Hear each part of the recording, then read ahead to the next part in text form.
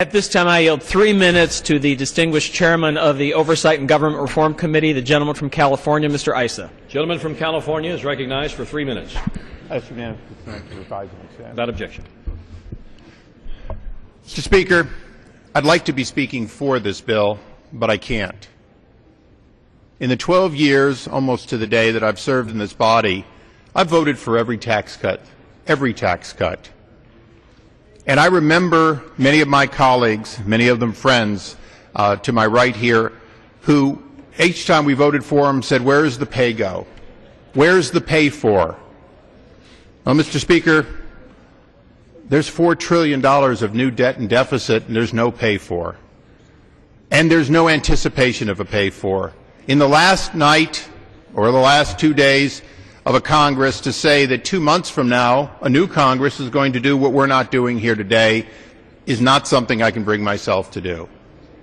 I would like to vote for this because I do vote for lower taxes. I want Americans to have lower taxes.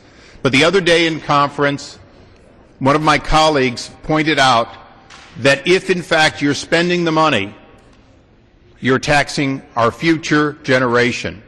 We are taxing $1.2 trillion next year.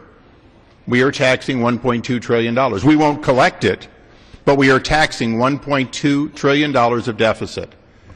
The chairman of the committee, of the Ways and Means Committee, Mr. Camp, rightfully so said, we're also not simplifying the tax code. We're not making it better or fairer. We're not getting rid of the NASCAR loophole. We're not getting rid of the electric motor scooter low-speed loophole. We're not getting rid of a whole lot of tax things that are here.